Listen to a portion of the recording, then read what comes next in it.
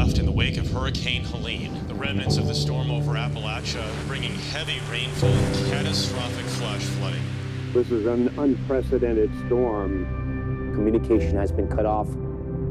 The aftermath of Hurricane Helene still inflicting maximum pain on communities in North Carolina. Much of the destruction centered on the city of Asheville. Driving through town is even traumatic because we see all the plastic in the trees and the buildings that are all collapsed, and it'll take a while. The River Arts District in Asheville is one of the best known areas in the city. This area along the French Broad River was completely flooded and underwater when Helene came through western North Carolina. The floodwaters leaving behind a lot of mud and debris. Many artists that have studios here not only lost their art, but their livelihood from Helene's destruction. I was in Riverview Station right across from the river. The water went through our ceiling to 4 feet above the next level. So all of the art, all of my masterpieces I've worked on for my life are gone. So all of my furniture, everything was gone. It's hard to fathom. I've never been through anything like it, and no one expected a hurricane to affect the mountains, so we were not prepared. We have been here as Trackside Studios since about 2015. We have almost 60 artists. One of the things we like is the blending of these emerging artists with experienced artists, and they get to learn from each other, and so many of us kind of call this a family.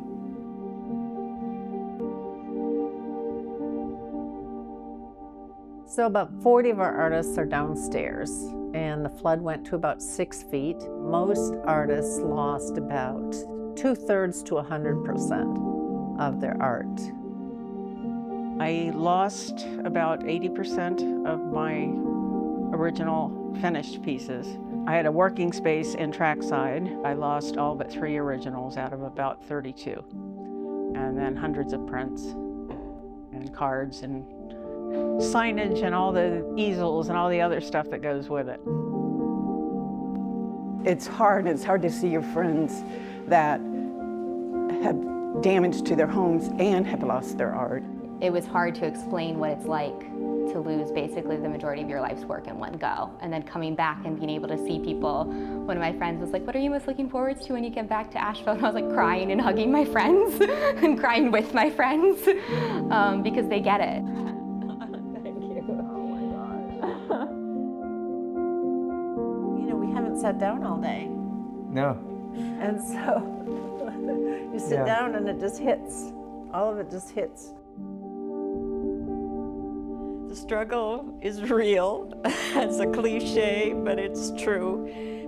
I'm a positive person, so people say, "Wow, you're recovering really great," but it's just intention. And I mean, I will always look for the good and love what is good. And so it doesn't mean it doesn't hurt anymore. Might look like, oh, we're all happy and glad to be together, but everybody's journey in grief is different. Your art's a part of your soul, and when you lose it, it's hard. I told myself, I said, I'm not gonna let this storm get me. I'm gonna come back, I'm gonna be happy. Those pieces are gone. I have to just let it go. So the entire River Arts District is working on bringing life to the section that either did not flood or, like us, is about to reopen. And so the first thing is for people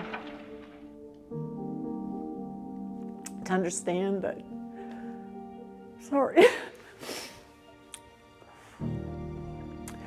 for the whole district, especially closest to the river, it's going to be a long road back. They flooded sometimes a floor and a half. We flooded a basement in 6 feet. So we're rebuilding, we're really lucky. But people are really hurting here.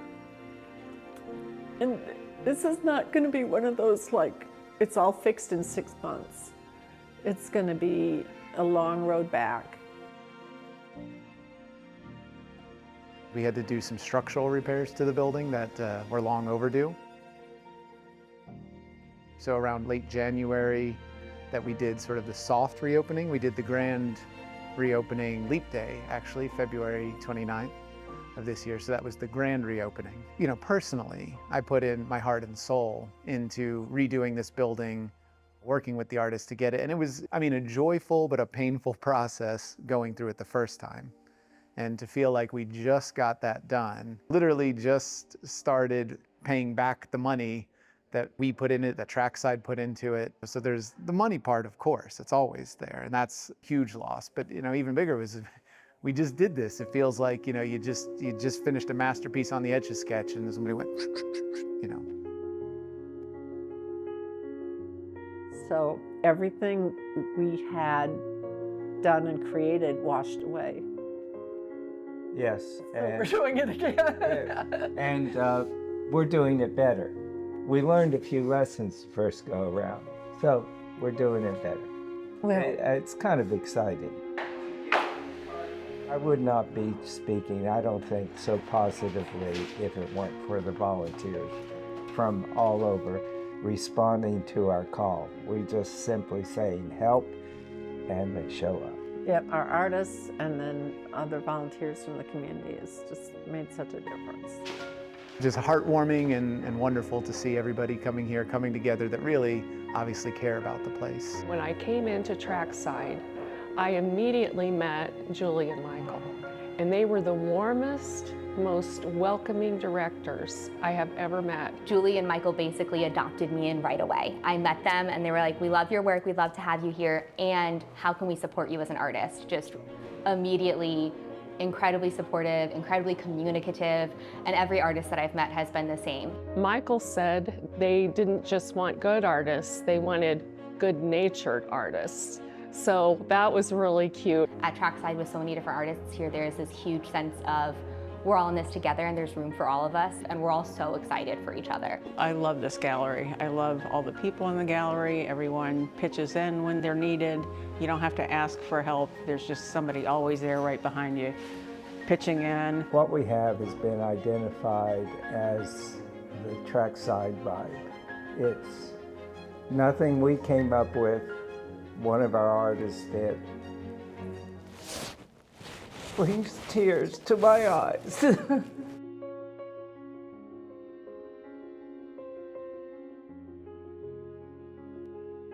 Every time we come together and every time we create art or speak to each other, when we go to something and I see somebody else I knew and loved and knew they lost everything like me, there's a wonderful support. We don't even have to say anything because we know what we've been through, so.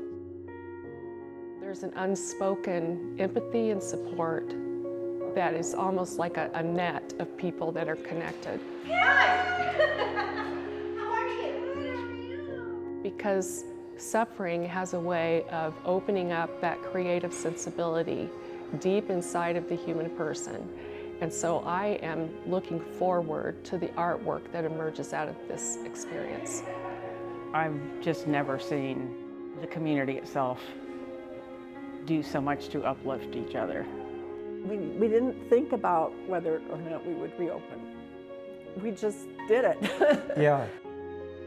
And that didn't happen in isolation. I think it's important to mention the building owner, Sam Hellman. This wouldn't be happening now, this rebirth, without his vision and saying, let's do it.